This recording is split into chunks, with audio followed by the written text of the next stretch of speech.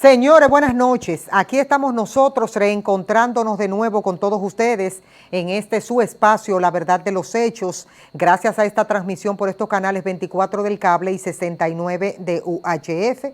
Siempre les recuerdo las diferentes vías, las redes sociales están de manera permanente en pantalla para que usted pueda comunicarse con nosotros. El último programa en vivo que vamos nosotros a realizar, a tener el contacto con ustedes de manera lamentable, porque ustedes saben, todos nosotros como equipo de trabajo, la entrega diaria todas las noches para venir a compartir con ustedes las informaciones, pero por la emergencia que estamos viviendo actualmente en la República Dominicana, no vamos a poder hacer el programa en vivo, en estudio, como lo hacemos todas las noches. Así que ya ustedes saben que mientras no se regularice la situación normal del país, no volveremos nosotros a tener el chance y la oportunidad de llegar a sus hogares a esta hora de la noche en vivo, porque sí vamos a estar compartiendo con ustedes informaciones de las cosas que ya previamente hemos hecho nosotros con anterioridad, para que cuando ustedes se pregunten, Miosoti, pero en vivo no te vemos en el programa, es por la misma situación de emergencia que nosotros estamos viviendo aquí en el país. Nosotros esta noche vamos a estar compartiendo con ustedes muchas informaciones. Todo va a ser sobre la base de edificar a la población dominicana. A esta hora de la noche que usted está en sus hogares, tranquilo, prácticamente mucha gente se ha recogido en sus hogares desde hace varios días y ojalá que se sigan manteniendo así de manera permanente. Es el compromiso de nosotros como medio de comunicación decírselo a todos ustedes. Inmediatamente este programa termine, usted lo verá en diferido para que pueda multiplíquelo, páselo por los grupos de WhatsApp, porque esta noche nosotros junto al doctor Fulgencio Severino vamos a edificar lo poquito que a usted le falta para complementar con éxito que nosotros que estamos todavía a tiempo podamos salir airosos de todo este proceso tan difícil del COVID-19, que es una situación complicada, no solamente de la República Dominicana, sino a nivel global. Las buenas noches al doctor Fulgencio Severino. Buenas noches, Miosoti, buenas noches a los amigos televidentes. Un placer enorme, doctor, que usted haya sacado un momentito de su apretada agenda para venir a compartir con nosotros. Hemos estado poniendo sobre la mesa desde hace varios días nosotros como medio de comunicación un sinnúmero de iniciativas importantes. ¿Qué falta para que nosotros los dominicanos comencemos a implementar de cosas que no hemos hecho todavía y que caen como anillo al dedo si las comenzamos a hacer? Decimos en buen dominicano que nunca es tarde si la dicha es buena. Bien, la población tiene que entender que en el control de las epidemias hay dos tipos de medidas. Mitigar el contagio, quiere decir voy a reducir el contagio, y otra es suprimir el contagio. En ambas tienen como objetivo reducir el número de casos, porque una vez un germen se convierte en epidémico, pues ya existe, y la totalidad de los casos nunca, a menos que aparezca una vacuna rápido y según el nivel de investigación en el que está la vacuna, pudiera tardar aproximadamente un año para tener disponible, porque el único tratamiento que tienen los virus, como virus, se pueden tratar las enfermedades para reducir el efecto de los virus, pero no para curar el virus, porque el virus nada más se puede prevenir con una vacuna que cuando él penetre, esos anticuerpos destruyan el virus, no hay otra forma. Entonces no tenemos vacuna para el tema del coronavirus, del COVID-19. Entonces, la medida de mitigación... Lo de la vacuna hasta nuevo aviso, porque tenemos la iniciativa por parte de China y por parte de los Estados Unidos. Sí, pero que está en etapa de investigación todavía. Claro que sí. Se estima que vamos a esperar como un año. Para disponer de la vacuna. Entonces, ¿cuáles son las medidas que se toman? Bueno, la de evitar el contagio. Bien, porque no hay otra.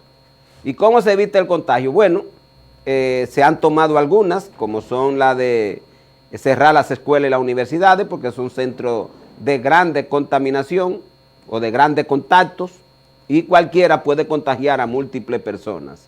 La segunda medida que hasta ahora se ha tomado es la de evitar lo que le llamamos el distanciamiento social, las relaciones sociales de la persona. Se han cerrado algunos negocios,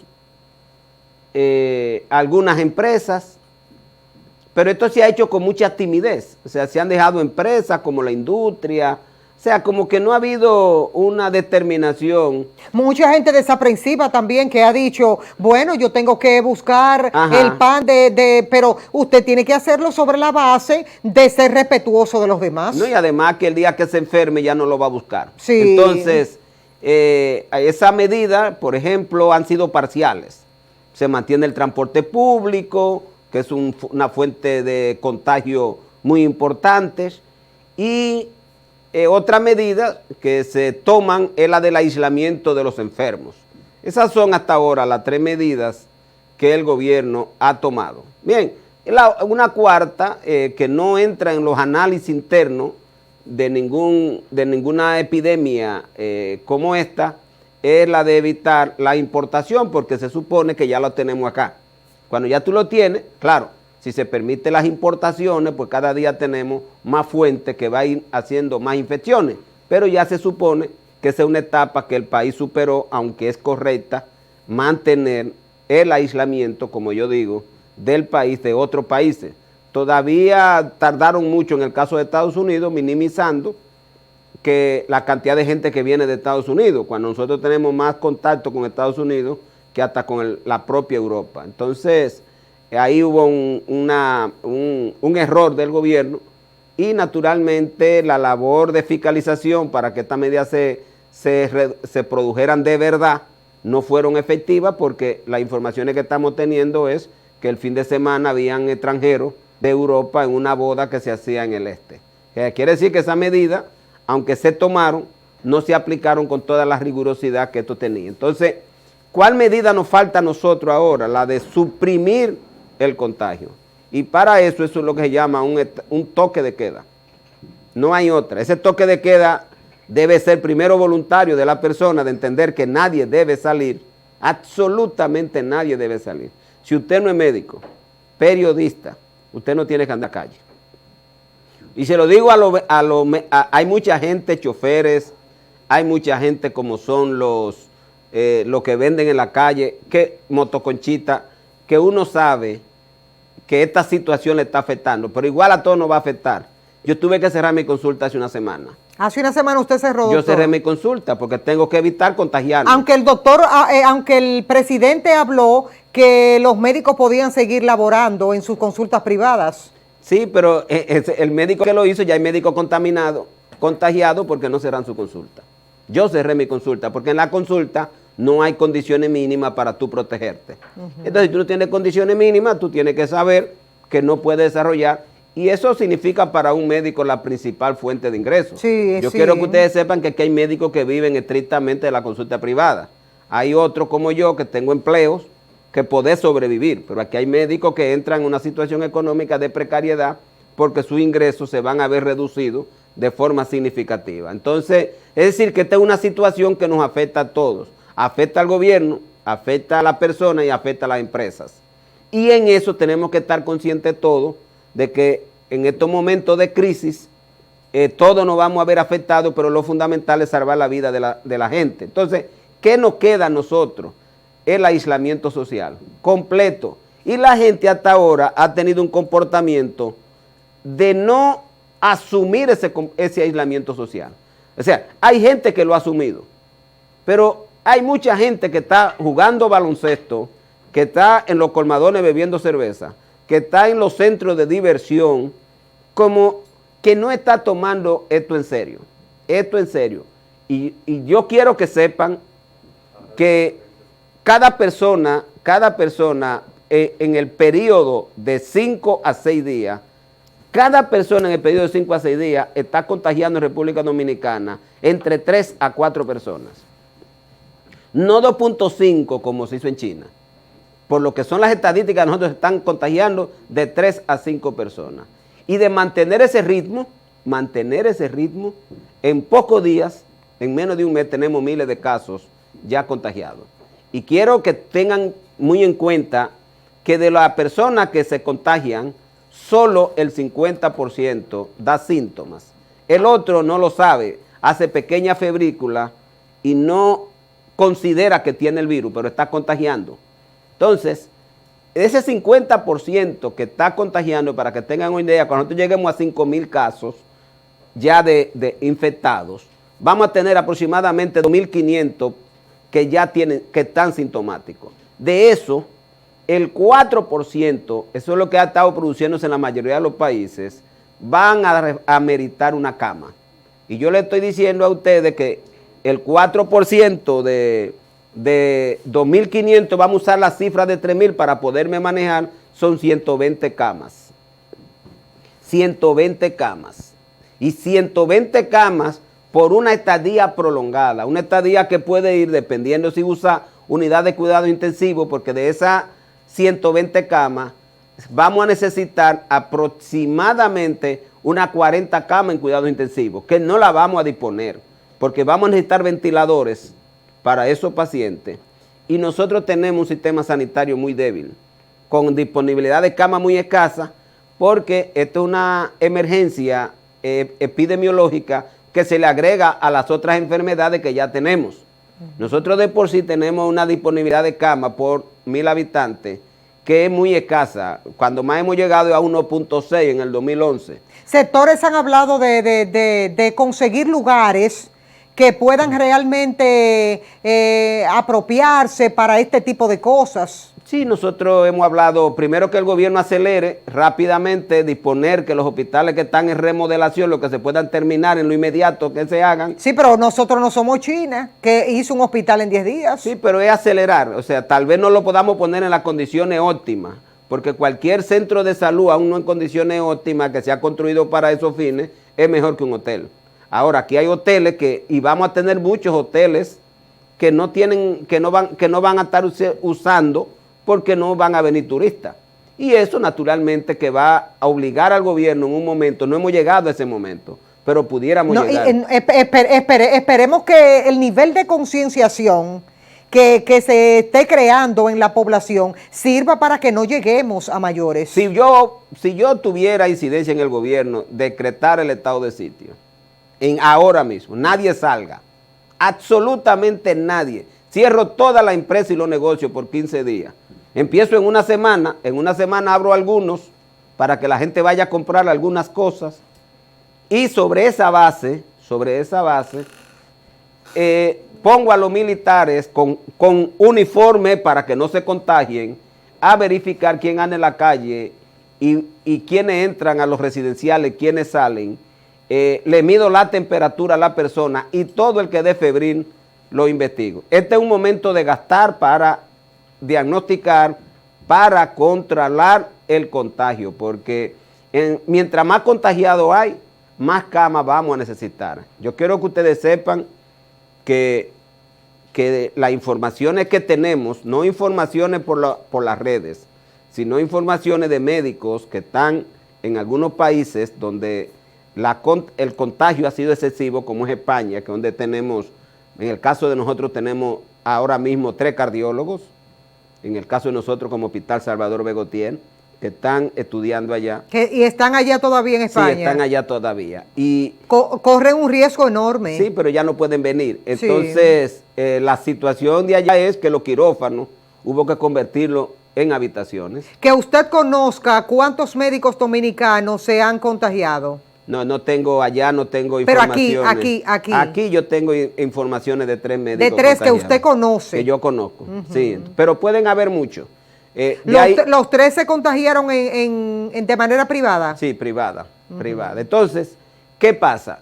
Que hay que tomar la experiencia de esos países. O sea, hoy en esos países, como tú señalabas, por ejemplo, ya por ejemplo, hay un grupo de médicos que se ha contagiado.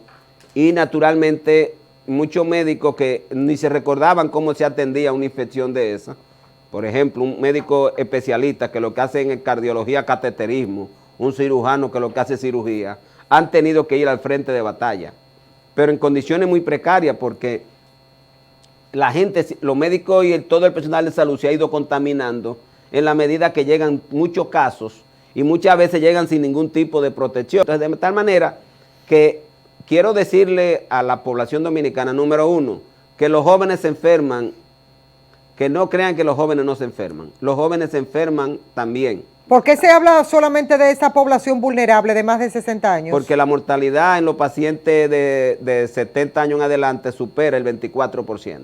¿El 24%? El 24%. Entonces hay que evitar, ahí están la mayoría de los muertos. Pero eso no significa, para que la gente entienda, que los jóvenes no le pueda pasar. No, los jóvenes se infectan, igual que como se infectan. Ahora, ellos mueren menos porque tienen menos enfermedades, pero están muriendo jóvenes. Por ejemplo, en Italia están muriendo jóvenes y en España la mayoría de un joven que es diabético y que es hipertenso o que consume droga o que es un fumador o es asmático tiene el mismo chance de morir que cualquier persona vieja que no tenga enfermedades. O sea, que la edad avanzada es un factor de riesgo de muerte, pero que tener enfermedades concomitantes independientemente de la edad es un factor de riesgo también. Y naturalmente las enfermedades más predominantes en las personas que fallecen son las enfermedades cardiovasculares, por lo que nosotros a nuestros pacientes le hemos suspendido todas las consultas, le hemos dicho que se queden en su casa, que compren los medicamentos en la farmacia con la receta.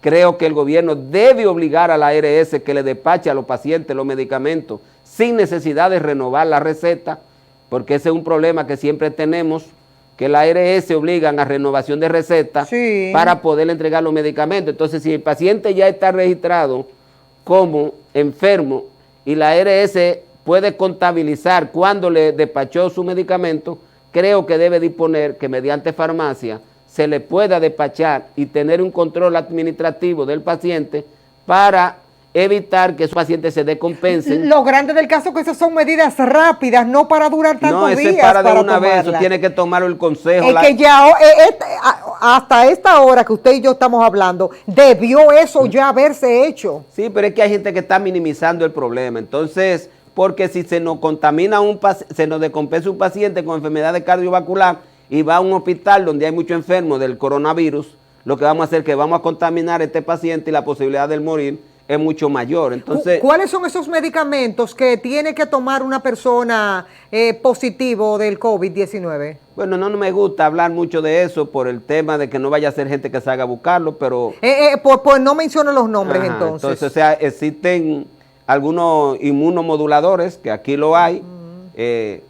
¿Costosos o a buen precio? Hay algunos que son a buen precio, existen antivirales, existen antirretrovirales también. Hay mucha experiencia. Yo quiero que sepan que la mayoría de los medicamentos que estamos utilizando son los que utilizaron los chinos porque tuvieron una experiencia, o los que se utilizaron en el SARS, en el síndrome respiratorio agudo severo, que también afectó a China a comienzo de la década del 2000, en el 2003. Es decir, que los medicamentos que se están usando en el ébola son esos medicamentos. O sea que esta es una enfermedad nueva y se han tenido algunos resultados. Los chinos hablan en el consenso que lograron los médicos de China, que tuvieron una experiencia formidable, hablan de un medicamento que nosotros lo tenemos aquí, que lo utilizamos para una enfermedad y que es sumamente barata, como es un antipalúdico, que no voy a utilizar el nombre, pero también hay otros antivirales que se han experimentado y algunos antirretrovirales que lo usamos en el paciente con VIH, también se pueden utilizar, pero tienen que saber que esto es en pacientes que tengan enfermedad severa o grave, moderada o severa, no es en un paciente que tenga fiebre, que tenga una ligera tos, que la mayoría de las enfermedades virales van a pasar sin necesidad de tomar ningún tipo de tratamiento. ¿Cuáles son, doctor, esos síntomas que debe tener el paciente para que no haya una confusión de que mucha gente diga, tengo gripe, es una influenza, es que ustedes dicen? Influenza o gripe, son diferentes. O gripe común, a que pueda decir, no, pero el grado de lo que yo estoy sintiendo es mucho mayor. Bueno, la fiebre está en el 98% de los pacientes. Entonces, fiebre alta. Siempre tiene que tener fiebre. Bien. El segundo síntoma en importancia es la tos seca. Tos seca. El tercer síntoma en importancia es las secreciones por la nariz, lo que llamamos el moco. No el estornudo. No el estornudo, aunque uno use el estornudo para que la gente entienda que una infección respiratoria, pero el estornudo casi nunca acompaña a esta. Hay otros síntomas que pueden aparecer, no son tan frecuentes, excepto en pacientes que ya tengan la enfermedad mucho más aguda, severa, como es la disnea. La disnea, pero puede haber diarrea, simple y llanamente la diarrea, que aunque no es tan frecuente, pero hay hasta un 3 a 5% de los pacientes que lo que tienen es diarrea con fiebre. Es decir, hay que entender que es una infección viral y que cualquier síntoma... Lo grande del caso, doctor, es que una persona pueda tener esos síntomas, pero está resguardado con toda su familia en la casa. Ahí están los hijos, la esposa, hasta que se determine que él la tiene. Cuando la tiene, entonces están todos. Así es. Entonces, pero que la mayoría de los pacientes, el 50% va a tener el contagio, va a ser infectado y no va a dar síntomas. Ese es el problema fundamental. Entonces, ¿qué es lo que se recomienda? Que cualquier miembro de la familia que sea infectado, todos los demás deben entrar en cuarentena. Y la cuarentena hasta ahora es de 15 días, porque se entiende que el periodo máximo de incubación del virus es hasta 14 días. Entonces, usted entender que si usted tiene síntomas que le hacen sospechar que tiene la enfermedad y no puede ir a un médico por las razones que sea, porque vive lejos, porque no encuentra transporte y no tiene disnea, no tiene que desesperarse. Puede manejar desde su casa. Para el que no sabe, dígale lo que es disnea. Disnea es que le falte el aire, usted tiene sensación de que le falte el aire. No que está respirando con dificultad, pero ya es un grado severo de enfermedad, sino que usted siente que le falta el aire. Si usted está respirando adecuadamente y tiene fiebre y tiene una tosecita y se le está haciendo difícil ir al médico, entonces yo le recomiendo que se pueda quedar, porque puede que llegar un momento en que no haya transporte. Puede llegar un momento en que no va a haber transporte de ninguna clase, como debería ocurrir. Tal vez 911 no dé abasto para, si usted lo está llamando para síntomas leves, hay que entender que todos los recursos que tengamos disponibles deben usarse para los pacientes que tengan mayor riesgo de muerte. ¿Cuáles son en su familia? Las personas de más edad, de más de 50 años, yo digo, el criterio que se utiliza de severidad son 55 años. Si usted tiene más de 55 años es un criterio de severidad. Ahora, independientemente de la edad, si usted tiene alguna enfermedad concomitante, de ella la más importante son las enfermedades cardiovasculares como son infarto, insuficiencia cardíaca, accidentes cerebrovasculares, la presencia de hipertensión arterial, diabetes mellitus, enfermedades respiratorias importantes, crónicas, o un paciente inmunocomprometido porque tiene cáncer, tiene HIV, tiene que saber que ese es un paciente de muy alto riesgo y es prioridad 1-1 para, si hay que llamar al 911, llamarlo para esa circunstancia. Pero si usted no puede acceder a un médico y tiene una infección, pero es leve, trate de manejarlo desde su casa si no tiene vehículo para transportarse. Ahora, si decide ir al médico, señor, tienen que entender que hay que evitar contaminar a otras personas. Y dentro de esa otra persona es a todo el que esté por donde usted camine. Esa es una. Usted va a estar tosiendo y cada vez que tose va a contaminar a todo el que esté a su alrededor. Y la segunda es la posibilidad de que usted haya tosido en su mano y el virus esté en la mano. Si usted saluda a otra persona le va a contaminar su mano y si esa persona se lleva la mano cerca de las vías nasales, entonces se va a contaminar también. Una pregunta ahí mismo, en esa misma línea. Pero antes, sí. Y naturalmente, miren, no voy a dejar de insistir, los médicos vamos a estar en la línea de fuego, dispuestos a contaminarnos y a morirnos para brindarle apoyo a ustedes desde el punto de vista médico, pero tienen que protegernos a los médicos. Si usted va donde un médico y no tiene una mascarilla, búsquese lo que usted quiera, una toalla, lo que usted quiera, para que cuando esté con el médico, usted no tenga que contaminar al médico, porque cada vez que usted contamina a un médico, quita la oportunidad de que ese médico pueda tratar a otra persona. Entiendan que nosotros, los profesionales de la salud, somos pieza clave en la atención de esta enfermedad, porque como dije, el 4% de todos los sintomáticos se van a hospitalizar y hay un 30% de esos que se hospitalizan que se vuelven severos, que hay que meterlo en una máquina de ventilación, y si nosotros no estamos disponibles, pues no vamos a poderle dar la oferta. Y usted no sabe si es usted el que va a caer en esa necesidad de un tratamiento médico intensivo y nosotros debemos estar disponibles.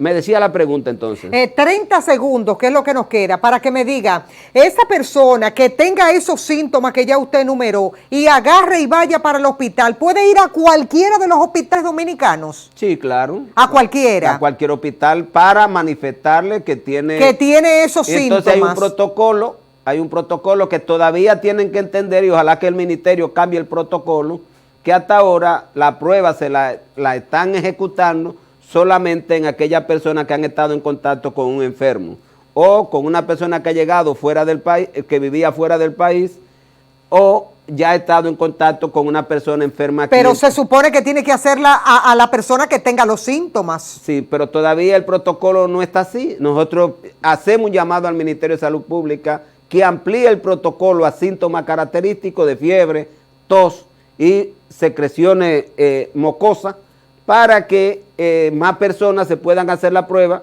porque hoy en día es fundamental saber quién está infectado para producir el aislamiento de los infectados y evitar que siga que a China le dio excelentes resultados, fue por ese mecanismo que utilizó. Si esa persona llega a un hospital dominicano y no se le hace la prueba, no se va a poder detener la enfermedad.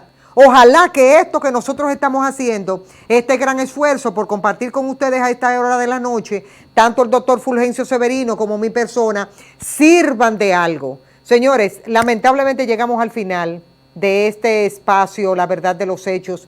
Cuídense mucho, ya ustedes saben que en vivo no vamos a poder tener el contacto hasta que las cosas en el país no se normalicen y por la vulnerabilidad en la que viven muchos de los muchachos que pertenecen a nuestro personal.